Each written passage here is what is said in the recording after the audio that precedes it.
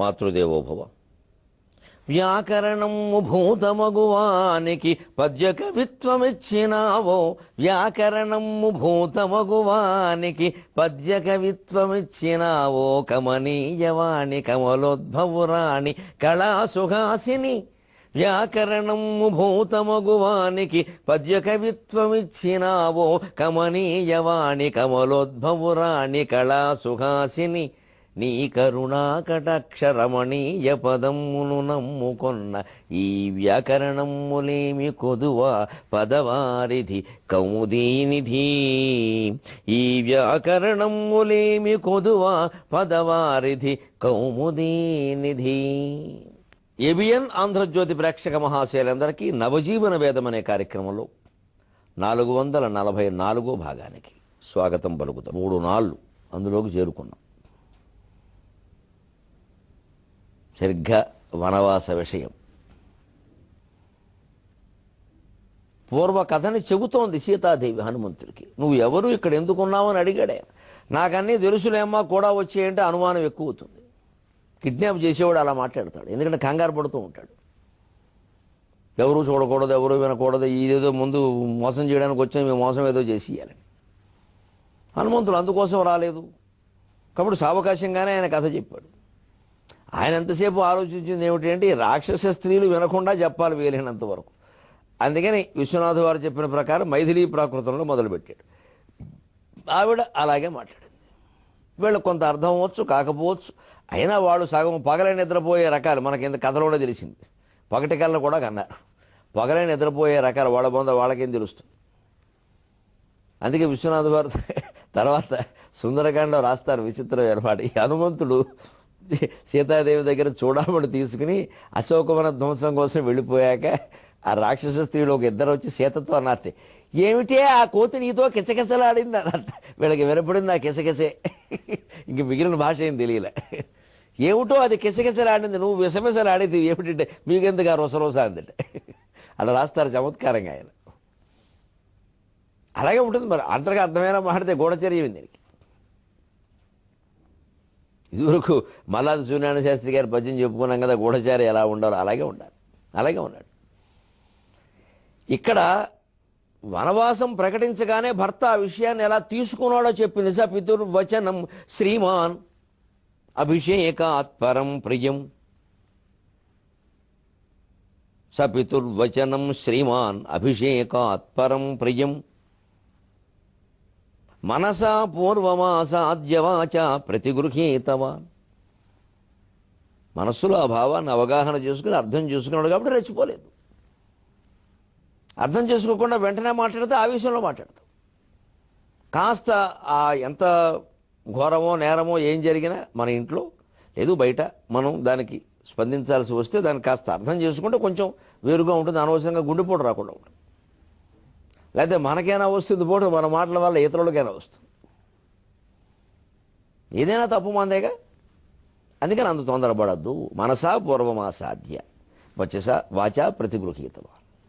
ఇప్పుడు ఆ రకంగా భర్త వనవాసానికి వెళుతూ ఉంటే తాను ఎలా ప్రతిస్పందించిందో చెబుతాం. సాహం తస్యాగ్రతస్తూర్ణం ప్రస్థిత వనచారిణి. సాహం తస్యాగ్రతస్తూర్ణం ప్రస్థిత వనచారిణి. నహి మే తేన హీనాయాః వాసస్వర్గేపి రోచతే. నహి మే తేన హీనాయాః వాసస్వర్గేపి రోచతే. ఇది ప్రతి స్త్రీ ప్రతి పురుషుడు అర్థం చేసుకోవలసిన మాట. భర్త కష్టంలో ఉంటే భార్య అతనితోనే ఉండాలి. ఆ కష్ట సమయంలోనే విడిచిపెట్టడం కానీ, పుట్టింటికి వెళ్ళడం కానీ, వేరే ఉద్యోగ వ్యవహారాలు కానీ, విద్యా వ్యవహారాలు కానీ, వేరే వ్యవహారాలు కానీ పెట్టుకుంటే సంసారం నిలబడే సమస్య లేదు. భర్త మానసిక దుఃఖంలో ఉన్నాడంటే సంపూర్ణంగా భార్య ఆయన అంటిపెట్టుకుని ఉండాలి. అలా భార్యకి ఏదో ఉద్యోగపరంగానో ఇంటి పరంగానో ఏదో ఒక దిగులు వచ్చింది, భర్త అంటిపెట్టుకుని ఉండాలి పూర్తిగా. నీకెందుకు నేనున్నాను కదా అనేటువంటి ధైర్యాన్ని కల్పించాలి. వాళ్ళు ఉద్యోగం చేస్తున్నారు, వాళ్ళ సమస్యలు వాళ్ళకున్నాయి. అక్కడ కార్యాలయాల్లో 100 సమస్యలు వస్తాయి ఉద్యోగం చేసి చోట. అవి భర్తగా చెబుతారు, ఎవరికి చెబుతారు? వాటిని అర్థం చేసుకుని నీకెందుకు నేను ఉన్నాను కదా, అవసరమైతే ఆ యజమానితో నేను మాట్లాడతాను అన్నట్టుగా ఉండాలి. ఎందుకంటే ఒక స్త్రీ ఉద్యోగి పనిచేస్తుంటే భర్త వచ్చి మాట్లాడితే యజమాని మాట్లాడాల్సిందే కదా మరి. అలా ఒకరికొకరు తోడుగా ఉండడం ఏమిటో రామాయణం నుంచి, సుందరకాండ నుంచి, సీత మాటల ద్వారా మనం నేర్చుకోవాలి. అదే ఇక్కడ చెబుతాం, సాహం అటువంటి నేను అంటే అక్కడ అంతకుముందు చెప్పింది ఏమిటి, నేను వస్తానన్నాను, రాముడు వద్దన్నాడు, ఇవన్నీ కాస్త జరుగుతాయి కదా సహజం. మరి వద్దనకపోతే హైసార్ బొజ్జాని రమ్మంటాడా? పెడుతున్నది వనవాసానికి, హనీమూనా? పైగా అక్కడ నిజంగానే వాళ్ళిద్దరూ పెడితే ఆ వనవాసం వేరు. సీతాదేవి వెళ్ళడం వల్ల రకరకాల చికాకులు వచ్చి అందరి దృష్టి అందమైన స్త్రీ మీద ఉంటుంది, డబ్బు మీద ఉంటుంది. లోకాన్ని మనం అర్థం చేసుకోవాలి. మేము అందంగా ఉండడం మా తప్ప అనకూడదు. ఎవరంటారు తప్పని? అదృష్టం అది, ఎందుకంటారు? కానీ అందానికి తగిన జాగ్రత్తలు తీసుకోవాలి. అందుకని చెప్పవలసింది రాముడు చెప్పాడు. నువ్వు రమ్మని ఎలా అంటాడు వెంటనే? అలా వెంటనే నువ్వు అంటావని అనుకుంటా రావాలి కదా. భార్య ధర్మం అంటే ఆ ధర్మాలు భర్త చెప్పకూడదు, భార్య అనుసరించాలి. అప్పుడు బలవంతం అవుతుంది అది. అందుకని ఆయన వద్దని చెప్పాడు. ఇక్కడ నీకేం లోటు జరగదు. భరతుడికి నేను చెప్తాను, నీకు ఒకవేళ ఏమైనా అనుమానాలు ఉండి నేను లేను కాబట్టి నిన్ను ఎవరైనా అవమానిస్తారు, అటువంటిది ఏదైనా ఇబ్బందులు ఉంటే భరతుడికి నేను చెబుతాను అన్నాడు. సుఖంగా ఉండమన్నాడు ఇక్కడ. కానీ ఆవిడ వస్తాను బయలుదేరిందిట. ఎలా బయలుదేరిందో చెబుతోంది తనే. సాహం అటువంటి నేను తస్య అగ్రతక తూర్ణం ప్రస్థిత వనచారిణి. ఆయనకంటే ముందే అడవులకు బయలుదేరానయ్యా అనగానే హనుమంతులు వచ్చారు. అమ్మో తల్లు, నీ ఇల్లు బంగారంగాను, నీ సాధ్వత్వం ఇలాంటిదే, నువ్వు చిన్నపిల్లవా పెద్దదానివా నాకు అర్థం కావట్లేదు అనుకున్నాడు. ఈ చిన్నపిల్లల తత్వం ఇది. ఆయనకంటే ముందు ఎందుకంటే బయలుదేరడం. తెలుగులో సామెత చెబుతా సరదా, డబ్బు లేనివాడు ఓడ ముందు ఎక్కేట, డబ్బు ఉన్నవాడు ఎక్కాలి. డబ్బు లేనివాడు ఎక్కితే అలాగా, టికెట్ లేనివాడు సినిమా హాల్లోకి ముందు దూరతాడా? అలాగే ఆయనకంటే ముందు బయలుదేరడం ఏంటంటే వనవాసం ఆయనకే ఈవిడికే. ఆ చమత్కారం ఏమిటో విశ్వనాథ్ వారు చెబుతారు, ఎందుకు ముందు బయలుదేరిందో. అలా మనం సంస్కృత రామాయణాన్ని చక్కగా రామాయణ కల్పవృక్షంతో సమన్వయం చేసుకుంటేనండి బ్రహ్మాండంగా ఉంటుంది. కొంతమంది తెలియక పూర్ణంగా చదవక వ్యాఖ్యానించడం నేను విన్నాను, బాధపడ్డాను. పెద్దవాళ్ళు ఇలా అంటున్నారు ఏమిట, రామాయణ కల్పవృక్షం ఏముందండి, వాల్మీకి 10 శ్లోకాలు రాస్తే 10 అయిపోయాక ఈయన 1 పద్యం రాశారు. అలాగే అంతకంటే ఏం లేదు. కల్పవృక్షం 12,000 పద్య గద్యాలు చదివిన వాళ్ళు ఇలా మాట్లాడారు. నేను చదివి మాట్లాడుతున్నాను. మహానుభావుడు విశ్వనాథ ఎంత గొప్పవాడంటే, వాల్మీకి రామాయణం చదువుతూ ఉంటే రాముడు దివ్యత్వం విషయంలో కానీ, లేదు మానవీయంగా ఉండే ఒక సహజ ధోరణిలో కానీ మనకు కలిగేటువంటి అనుమానాలు నివృత్తి చేశాడు. ఋషి రెండవ వాల్మీకి అని ఆయన నన్నయ్య గారిని అన్నాడు. నిజానికి ఆ రెండవ వాల్మీకి తెలుగులో విశ్వనాథ్ వారు కూడా. పోనీ కనీసం రెండవ నన్నయ్య అందాం, అందుకు అభ్యంతరం ఏమిటి? రెండవ నన్నయ్య ఏం తక్కువ ఆయన.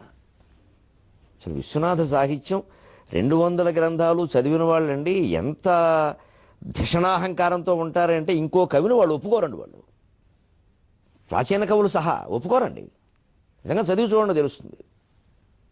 ఏమి పాండిత్యం, ఏం పరిజ్ఞానం, అసలు ఏం కవిత్వం, ఏం విశాల భావాలు, ఏమి లోతైన తత్వం, దాంట్లో బయటికి రాలేవండి అసలు. ఆలోచించండి, ఎందుకంటే సీతాదేవి ముందు బయలుదేరడం. తస్య అగ్రతక అన్నాడు. పైగా తూర్ణం అంటే వెంటనే తూర్ణమానయి తాం చూర్ణం పూర్ణచంద్ర నిభాననే అనే చమత్కారం ఉంది. వెనక కాళిదాసును భారవి ఇద్దరు కలిసి ఏదో దారి వెంట పెడుతున్నారట. తాంబూలం కూడా వేసుకుని పెడుతున్నారట. తాంబూలం ఏదో వస్తమానం వేసుకోవడం అలవాటు కదా. అందులోనూ చూస్తే వాళ్ళ తమలపాకుల పెట్టెలోనూ ఆ సరుకులు అయిపోయినాయి. తమలపాకులు సరిగ్గా లేవు, సున్నము సరిగ్గా లేదు, ఒక్కలు సరిగ్గా లేవు. అందుకని ఫోన్లే ఎక్కడైనా ఎవరో అందరిళ్లలో ఉంటాయి కదా, ఎక్కడైనా అడుగుదామని అనుకోకుండా ఒక వేసి ఇంటికి వెళ్ళారట. వీళ్ళ సరదాలు అటువంటివి. అక్కడ ముందు కూర్చున్నారట. అసలు ఆ అమ్మాయి వచ్చింది, ఓ 18 ఏళ్ళ అమ్మాయి, మంచి చెంగున ఆవు దోళ్ళ గెంతుకుంటూ వచ్చింది. వచ్చి వెంటనే ఈయన భారవి గారు పెట్టి తెరిచి తూర్ణవాణీయతాం చూర్ణం పూర్ణచంద్ర నిభాననే అన్నట్ట. ఓ అమ్మాయి, సున్నం అయిపోయిందమ్మా, ఇందులో ఏవో 1 పలుకలు ఉన్నాయి కానీ తూర్ణవాణీయతాం చూర్ణం, సున్నం పట్టుకురా అంటే సరిపోయేది కదా, ఆయన కవిత్వం చెబుదామని తూర్ణవాణీయతాం చూర్ణం పూర్ణచంద్ర నిభాననే. దానికి అంత చెప్పాలా సున్నం పట్టుకురమ్మడానికి? కవిగారు అలాగే చెబుతాడు. పున్నము చందమామ లాంటి ముఖంలా వెలిగిపోతున్నటువంటి ఓ అమ్మాయి చూర్ణం తూర్ణం ఆనయ్యతాం, సున్నం తొందరగా పట్టుకురా అన్నట్టు. వెంటనే కాళిదాసు అన్నట్ట పక్కనే ఉండి, నేను కూడా ఓ మాట చెబుతాను బావా అంటే చెప్పబోయా అన్నట్ట. పర్ణాని స్వర్ణవర్ణాని కర్ణాంతాకీర్ణలోచనే అన్నట్ట. పర్ణాని స్వర్ణవర్ణాని కర్ణాంతాకీర్ణలోచనే. అలాగే మా బావ చెప్పిన సున్నంతో పాటుగా అమ్మాయి మా దగ్గర ఒక్క పలుకులు తప్పితే ఏం లేవు. అంటే మగవాడికి ప్రత్యేక ఒక్క పలుకు, పోక చెక్క మగవాడు, తమలపాకు తరుణి. సున్నం మధ్యలో వచ్చే ఘాటు సన్నివేశాలు సంసారంలో. అందుకే పెళ్ళైన వాళ్ళు తాంబూలం వేసుకోవాలి, అది పండితే సంసారం పండుతుంది. అందుకని వీళ్ళ దగ్గర పోక చెక్కలు ఉన్నాయి కానీ తమలపాకులు సున్నం లేవు. ఆయన సున్నం తెమ్మన్నాడు, ఈయన తమలపాకులు తెమ్మని చెప్పాలి కదా. ఈయన అన్నట్ట పర్ణాని స్వర్ణవర్ణాని కర్ణ అంతా కీర్ణలో వచ్చనే. చెవుల వరకు వ్యాపించిన పెద్ద పెద్ద కళ్ళు కలిగిన ఓ అందమైన అమ్మాయి అనగానే అమ్మాయి మీదకెళ్ళి తిరిగింది. బాగా వర్ణించారని. అలాగే మా బావ చెప్పిన సున్నంతో పాటుగా పర్ణాని స్వర్ణవర్ణాన్ని, లేత బంగారపు రంగులో మెరిసిపోయే తమలపాకులు కూడా పట్టుకురా అన్నట్టు. అమ్మాయి విచిత్రంగా లోపలికి వెళ్ళి ముందు ఆకులు ఆ నీళ్లలో ఉన్నవి తీసి దులిపి, ఇలా దులిపి ఆయన పంచె మీద పడకుండా పక్కన దులిపి ఆకులు కాళిదాసు చేతిలో పెట్టింది. తర్వాత మళ్ళీ వెళ్ళి సున్నం పట్టుకొచ్చింది. భారవికి అప్పటికే నేను కాళిదాసు కంటే తక్కువ అని అంటున్నారు అందరూను. ఎంత కిరాతార్జునేయం రాసినా ఏమీ మెచ్చుకోవడం లేదని కొంచెం బాధగా ఉన్నవాడు ఒళ్ళు మండిపోయి, ఇప్పుడు ఇక్కడ కూడా నాకు ఈ అవమానమేనా, ఏమిటిది ఏమిటిది ఏమిటిది, నేను చెప్పిన సున్నం ముందు పట్టుకురాకుండా ఆకులు పట్టుకొస్తారా? అసలు నిజానికి ఆకులు పట్టుకురాకుండా సున్నం పట్టుకొస్తే పిచ్చ మనిషి ఆ సున్నం ఎందులో వేసుకుంటాడండి? చేతిలో వేసుకుంటే పొక్కదండి. అందుకని ఎప్పుడు సున్నం కావాలంటే ముందు ఆకు పట్టుకురావాలి. ఓ ఆకు మీద సున్నం వేస్తారు, అప్పుడు మిగిలిన ఆకుల్లో దీన్ని ఇలా రాసుకుంటారు. అందుకోసం పట్టుకొచ్చింది. ఈయనకి అంత ఇది ఉంటేగా ముందు ఆవేశం. అందుకని మీకు ఇక్కడే కూడా ఇది ఆయనకు ముందు పట్టుకొచ్చాను, నేను ముందు చెప్పాను సున్నం పట్టుకురామ్మా, నాకు ముందు తేలా, ఆయనకు ముందు తెచ్చు అంటే ఆ అమ్మాయి ఏంటంటే ఆయన 3 నాలు ఇచ్చి, మీరు 3 నాలు ఇచ్చారు, ఆయన 6 నాలు ఇచ్చారు, మాకు మేము వేసేయాలండి, మాకు డబ్బు ఎవరిస్తే వారు ముందంటే. ఫస్ట్ కమ్ ఫస్ట్ బేసిస్ కాదండి, మాకు మనీ కమ్ మనీ బేసిస్.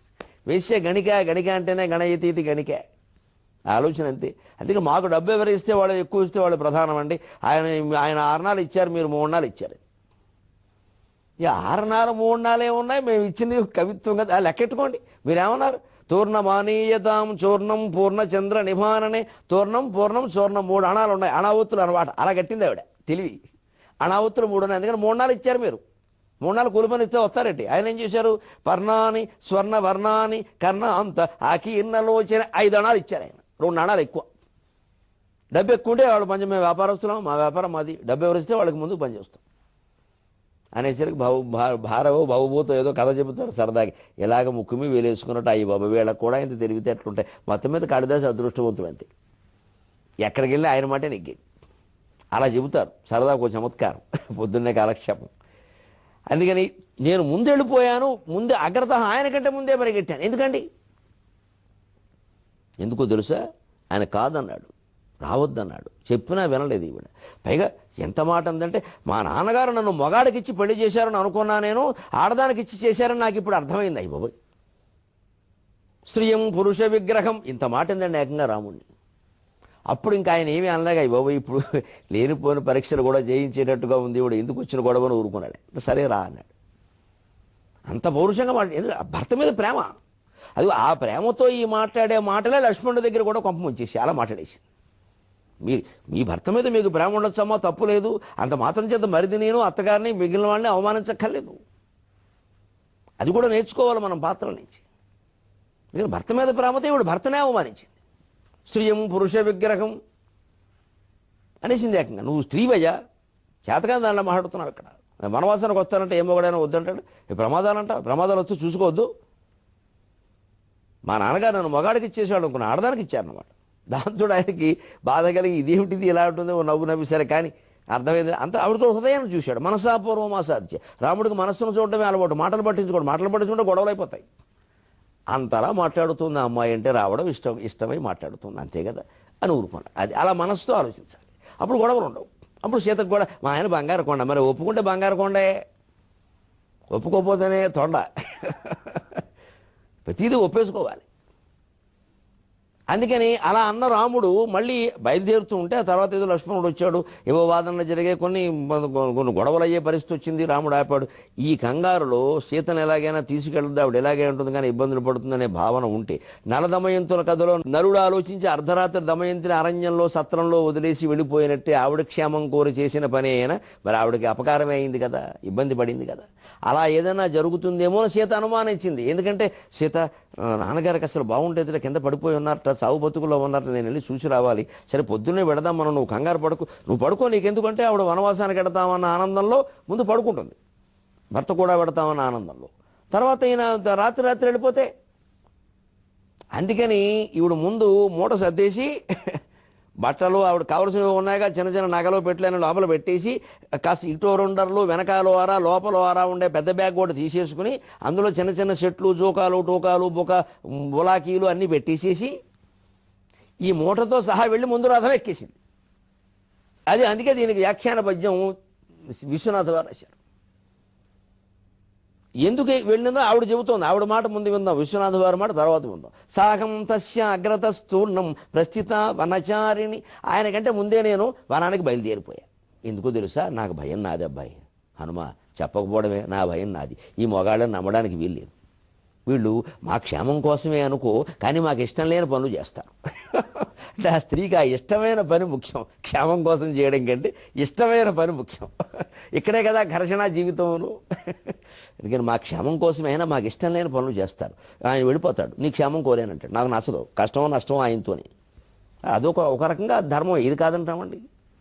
వివిధ ధర్మాల మధ్యలో ఘర్షణే ఈ కావ్యాలు. మనం జాగ్రత్తగా అర్థం చేసుకుంటే మన జీవితంలో ఘర్షణలను నివారించుకోవచ్చు. ఎప్పుడు దేనికి ప్రాధాన్యం ఇవ్వాలో దానికి ఇవ్వాలి. రాముడితో సీత వెళ్ళడం అవసరం, లక్ష్మణుడితో ఊర్మిళ వెళ్లకుండా ఉండడం అవసరం. అందుకే ఆవిడని అక్కడ పెట్టాడు వాల్మీకి.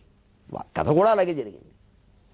ఆ పాత్రలు అలా ఎందుకు అలాగే ప్రవర్తించాలి, అదే ధర్మం. ఊర్మిళ కూడా పెడితే 2వ సంవత్సరం ఇంకో అపార్ట్మెంట్ తీసుకోవాలి, ఇంకో 10,000 అద్ది. అమరావతిలో అయితే 25,000 అద్ది, కుదరదు. అందుకని వాళ్ళు అలాగే ఉంటారు. అందుకని ఎక్కడ వెళ్ళిపోతాడు అన్న దాంతో తొందరగా వచ్చింది కదా. అందుకే ఎందుకు అంత తొందర ఏమిటి, అంత ప్రేమ ఏమిటి అంటే చెబుతుంది. నహిమే తేన హీనాయాక వాస స్వర్గే పిరోచతే, మే తేన హీనాయాక, రాముడే లేకపోతే పతి లేని పట్టె మంచము మెతుకులు లేనట్టి కంచమే గాదా. బంగారం కంచం పెడితే ఉపయోగం ఏమిటి, అందులో అన్నం పరవానం లేనప్పుడు. వెండి కంచం పెడితే ఉపయోగం ఏమిటి, అందులో వంకాయ పచ్చడి లేనప్పుడు. దేనికి ఇవన్నీ? ఊరికే పళ్ళేలు పెట్టాం, పదార్థం ఏం పెట్టావు అది చెప్పు. పళ్ళని తింటామా, పదార్థం తింటాం. కానీ పతిలేని పట్టె మంచము మెతుకులు లేనట్టి కంచమే గాద అని ఎక్కడో సహస్రావధానంలో చెప్పాను పద్యాన్ని. అలా భావించింది కాబట్టి నహిమే తేన హీనాయాక వాస స్వర్గే పిరోచతి, ఆయన లేకపోతే నాకు స్వర్గ సౌఖ్యం కూడా నాకు రుచించదయ్యా. అందుకని హనుమ వెంట ఒక ఆనంద బాష్పాలు అప్పుడు వెంటనే వచ్చి, ప్రేమ అంటే ఇది కదా, ప్రేమ అంటే ఇది కదా, బ్రహ్మచారి గారిని నాకే పెళ్లి చేసుకోవాలనిపిస్తుంది. ఈ మాటలు వింటుంటే ఎంత అనురాగంతో గడిపారు. అందుకే ఆ పెద్ద మనిషి అక్కడ అంత బాధపడుతున్నాడు. మామూలు భార్య అయితే బాధపడతారా? అందున క్షత్రియులు బహుభార్యత్వం ఆచారంగా కలిగిన వాళ్ళు అంత పడిపోతున్నాడు ఆయన. ఎందుకంటే ఇందుకే ఇలాంటి మనుషులు దొరుకుతారు. అసలు మానవులు ఇంత అందంగా జీవిస్తారేమో అనుకుని భ్రమలో పడిపోయాడు ఆంజనేయ స్వామి. పాపం అంతా సీతారాముల్లాగే ఉంటారనుకుని. ఆయన లేకపోతే స్వర్గవాస సౌఖ్యాలు కూడా నాకు రుచించబోయా. అందుకే నేను ముందు వెళ్ళిపోయాను. ఆ ముందు వెళ్ళిపోయినప్పుడు ఆ మూట అక్కడ పెట్టేసి రథంలో కూర్చున్నప్పుడు జరిగిన ఒక పరిణామం ద్వారా విశ్వనాథ ఈ అనుబంధాన్ని, అంతేకాదు ఆవిడ ఆదిలక్ష్మి స్వరూపాన్ని మనకి వర్ణించాడు. ఇరు దశలు రామ లక్ష్మణులు ఇద్దరొలసి తుండములతోని ధనువులతోడనొప్ప, ఇరు దశలు రామ లక్ష్మణులు ఇద్దరొలసి తుండములతోని ధనువులతోడనొప్ప, రక్తిమయి సుమంత్రానీత రథమునందు, రక్తిమయి సుమంత్రానీత రథమునందు జనకీదేవి గజలక్ష్మి సరణి బొలిచే, జనకీదేవి గజలక్ష్మి సరణి బొలిచే, గంధద్వారాం దురాకర్షం నిత్యపుష్టాం కరీషిణీం ఈశ్వరీగుం సర్వభూతానాం తామిహోపక్వయే శ్రియం. గజలక్ష్మికరణి పొలచి, ఆ ఉపమానం చూడండి. అష్టలక్ష్ముల్లో గజలక్ష్మి, ధనలక్ష్మి, ధాన్యలక్ష్మి, విజయలక్ష్మి, సంతానలక్ష్మి అందరూ ఉంటారు కదా. మీకు రామాయణ కల్పవృక్షం మొత్తం చదివితే ఈ అష్టలక్ష్మి స్వరూపాల మీద 8 పద్యాలు అక్కడక్కడ దొరక్కపోవు. ఆయన ఈ ప్రణాళిక ఉంటుంది ఆయనకి, మనం వెతకాలి. పరిశోధన అంటే అది. గజలక్ష్మి పద్యం ఇది. ఈవిడ వెళ్ళి బట్టల మూట అక్కడ పెట్టేసేసి పైగా మళ్ళీ ఈ మూట ఒకటి సర్దేస్తారు ఇక్కడ మొత్తం, అందుకే రావద్దని చెప్పాను అని కోప్పడతాడేమో అని జాగ్రత్తగా రామలక్ష్మణులు కూర్చునేటువంటి ఆసనం ఒకటి ఉంటుంది రథంలో, దాని అడుగును పెట్టేసింది, ఎక్కడా ఎవరికీ అడ్డం లేనట్టుగా. ఓ చిన్నపిల్ల తండ్రి ఏదైనా ఊరెడుతుంటే వెళ్ళాలి అనుకుంటే ఆ తండ్రి ఎక్కే కారులో తన బట్టల మూట తన బ్యాగ్ ఏం చేస్తుంటే తండ్రికి కనపడకుండా ఎక్కడో డిక్కీలో కింద పెట్టేస్తుంది. నేను ఎవరికి అడ్డం రాలా, పక్కన సర్దుకున్నాను, నన్ను తీసుకెళ్ళడానికే అంటుంది. అంటే ఆ చిన్నపిల్లల లక్ష్మి. విశ్వనాథ వారి సీత అయితే వైకుంఠంలో లక్ష్మి, లేదా విజయవాడలో సీత, అంతే లెక్క. అలా ఉండాల్సిందే. వాడి ఇంటి ముందు ఆడుకునే పిల్లే, అంత సహజంగా చెప్తున్నాయి. లేదా వైకుంఠంలో లక్ష్మి. ఈ పద్యంలో విజయవాడ సీత ఉంది, వైకుంఠ లక్ష్మి ఉంది. గజలక్ష్మి అంటే వైకుంఠ లక్ష్మి. ఈ బట్టల మూట పట్టుకెళ్ళి సీటు కింద పెట్టేయడమే ఇది విజయవాడ సీత, 2 జేళ్ల సీత.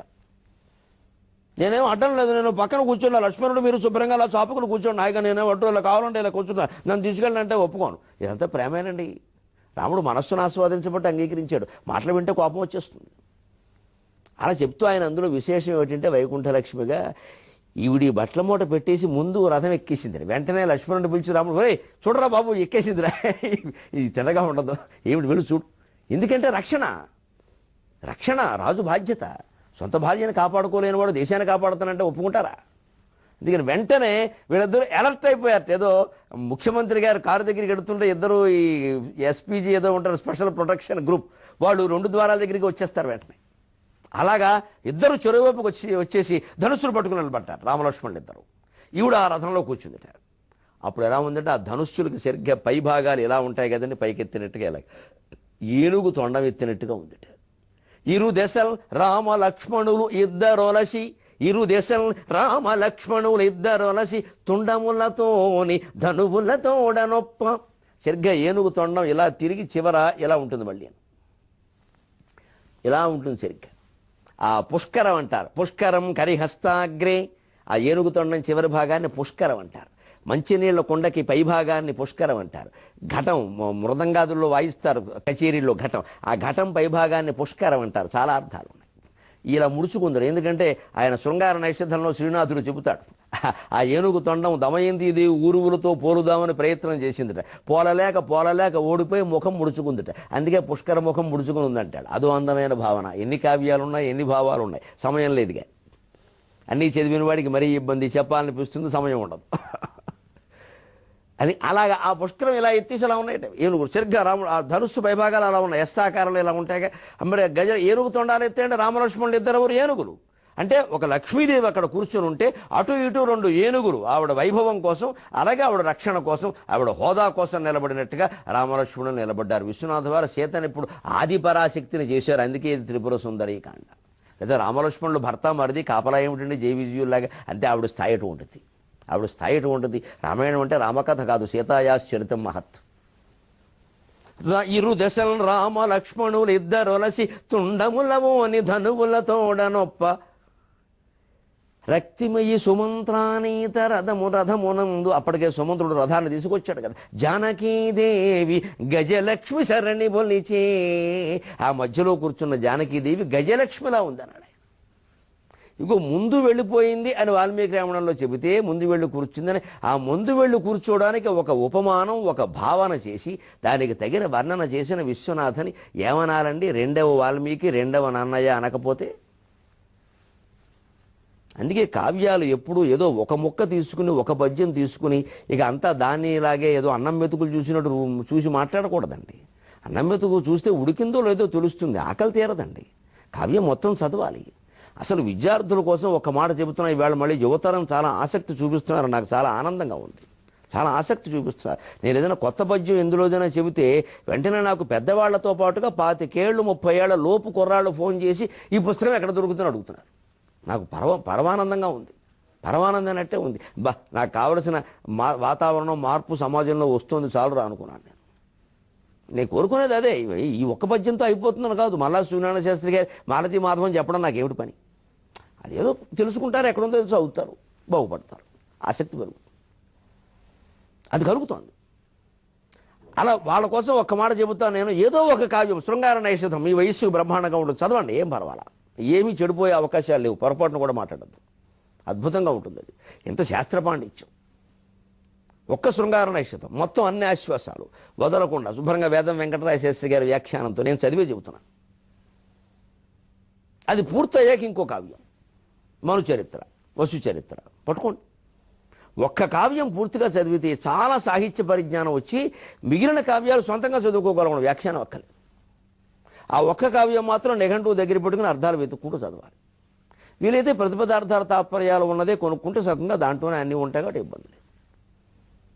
వ్యాఖ్యానం ఎందుకు వెంకటరాయ శాస్త్రి గారు లాంటి వారి వ్యాఖ్యానం, చదలవాడ జయరామ శాస్త్రి గారు లాంటి వారి వ్యాఖ్యానం ఎందుకు అవసరం అంటే వారి కింద అమరకోశాన్ని ఉదహరిస్తూ ఉంటారు. మాటి మాటికి ఇత్యమరహ ఇత్యమరహ ఇత్యమరహ అవసరం. మళ్ళీ అమరకోశం చదవక్కర్లేదు. పూర్వ వ్యాఖ్యానాలు అలాగే ఉండేవి. అలాంటిది ఒక్క కావ్యం సమగ్రంగా చదివితేనండి బోల్డ్ పరిజ్ఞానం వస్తుంది. జీవితం దారి అదే దొరుకుతుంది, పెద్ద విషయం కాదు. అలాగే గజలక్ష్మి సరణి బోలిచి ఇక్కడే మరొక్క మాట మనం చెప్పుకోవాలి సీతాదేవితో పాటుగా మహానుభావుడైన లక్ష్మణుడు గురించి. తం వ్రజంతం ప్రియో భ్రాత లక్ష్మణో అనుజగామహ అంటాడు వాల్మీకి. అలాగ వనవాసానికి వెడుతున్న అన్నగారిని లక్ష్మణుడు కూడా అనుసరించాడు. అనుజగామ అంటే అనుసరించాడు. హా ఏమిటి హా?